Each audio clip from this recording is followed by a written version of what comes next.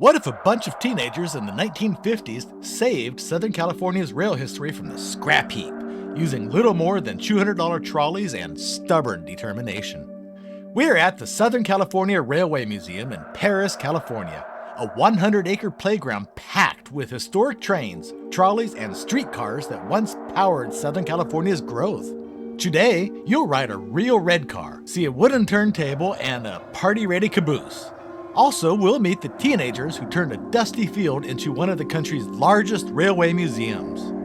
Picture Southern California in the mid-1950s. The famous red cars are being scrapped by the dozen. Buses and freeways are taking over, and decades of electric railway history are literally being cut up for metal.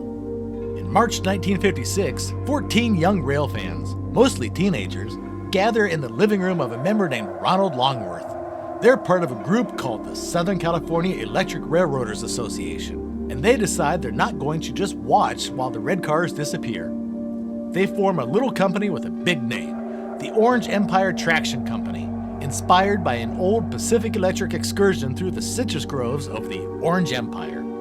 Their plan is simple and a little wild. Buy retired cars straight from the scrapper for about $200 each, and save as many as they can.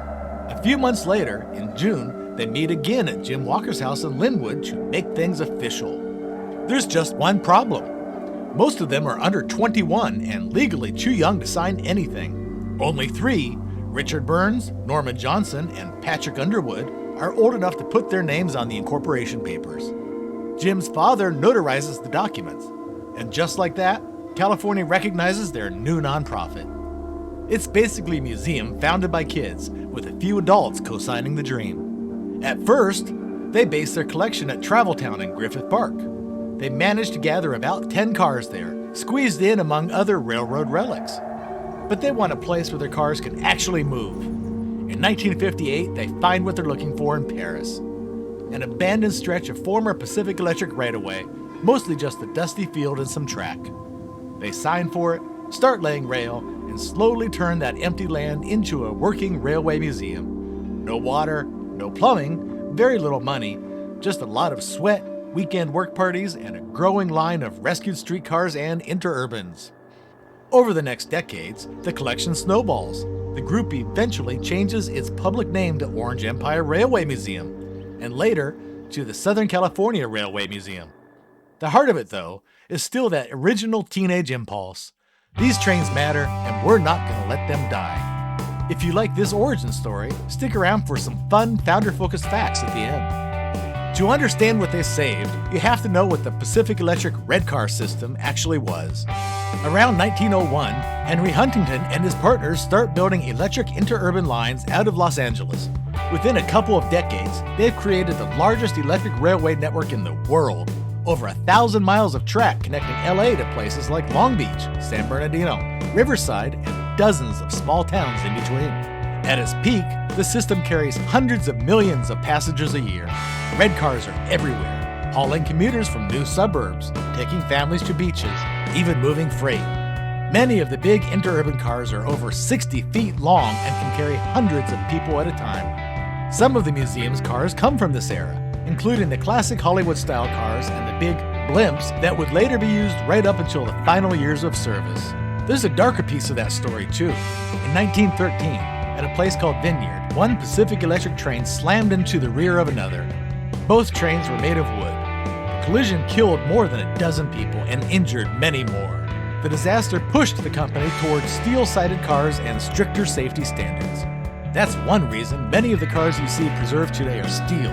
Survivors of a system that had to learn some lessons the hard way. We'll touch more on that wreck later. By the 1950s, though, the writing's on the wall. Cars get cheaper, freeways spread, and bus companies are eager to take over. One by one, lines shut down. The last Pacific Electric passenger train to Long Beach closes in 1961. That's the moment when the kids in Ronald Longworth's living room realize if they don't save this stuff now, it's gone forever. Now let's jump back to our visit. We board one of the museum's restored interurban cars. Green interior, big padded seats, overhead lamps, and wiring that still looks delightfully old school. The operator stands at the front in that bright red vestibule, hands on the controller. The car gives a little jolt, then glides out onto the museum's main line. As you roll along, look out those windows and imagine the same view a century ago. Instead of warehouses and parking lots, picture orange groves, new bungalow neighborhoods, and dirt roads. The hum of motors and the clack of joints in the rail are almost exactly what riders would have heard in the 1910s and 1920s. This isn't just a static display, it's a moving piece of Southern California's infrastructure.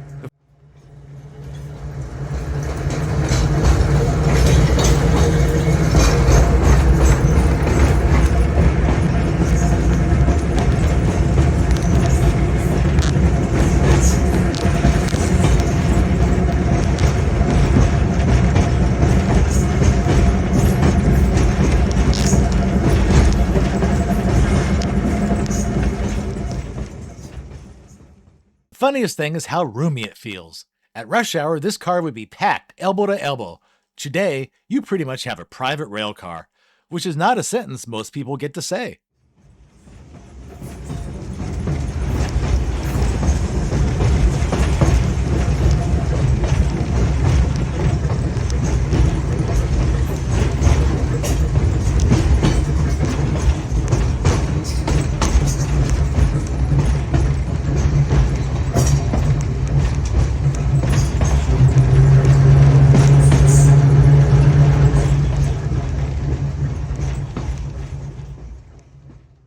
After the ride, we wander over to the party caboose, parked in its little lawn with the picnic tables nearby. It used to mark the end of a freight train. Now, it's a stationary event space you can rent out for birthdays or small gatherings. Inside, it's restored and refurnished so you can sit, relax, and pretend this quiet park is the back end of a long freight rumbling through the desert. It's a clever way to give a retired car a second life. One of the most photogenic pieces of hardware at the museum is the wooden turntable. From a distance, it almost looks like a low bridge or a giant balance beam laid across a shallow pit. Up close, you realize the whole structure is mounted on a circular rail. When the camera tracks along the rails and then steps onto the deck, you can see how it works. A locomotive rolls onto the turntable. The crew locks the wheels, and then people on the ground grab the big handles on each end. By walking in a circle, they can swing the entire bridge around until the track on the turntable lines up with a different track on the ground. No need for a huge balloon track or Y, just human muscle and some smart engineering. This one is a reproduction of a narrow-gauge wooden turntable, built so visitors can see the mechanism in action without risking an actual antique. From the turntable, you get a great view of the museum's heavier equipment.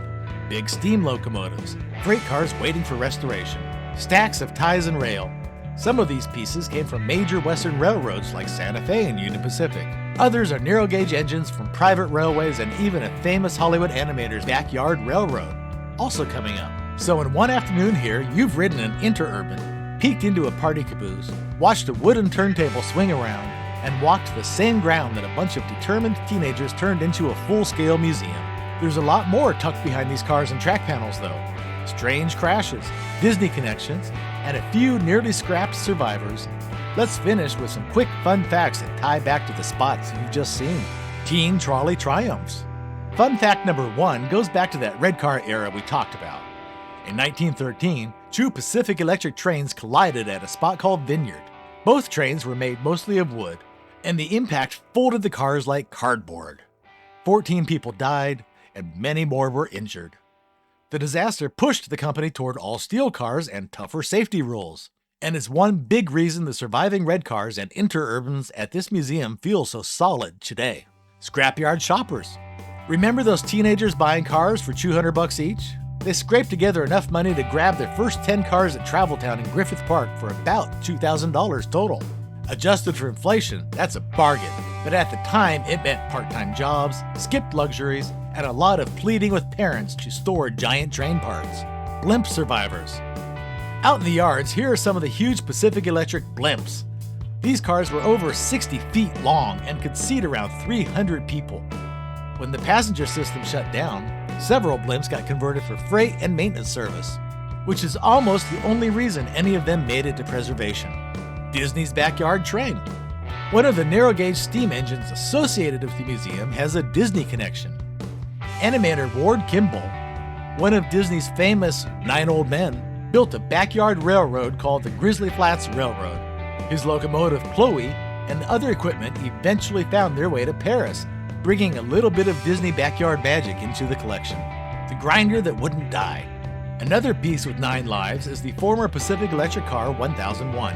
After passenger service, it was converted into a track grinding machine, chewing and smoothing the very rails it once ran on. It was headed for scrap when preservationists stepped in, and it now survives as a rare example of how a passenger car can be repurposed for heavy maintenance. If you enjoyed this little time travel trip, go show the real heroes some love. Visit the Southern California Railway Museum in person, donate if you can, or even sign up for a volunteer day. Your ticket and your time keep these trolleys rolling. And down in the comments, tell us, what's your favorite hidden gem in a museum near you? For more stories like this, where history, engineering, and a little bit of whimsy all share the same track, hit subscribe and follow ClipFetch. We've got plenty more rail adventures ahead.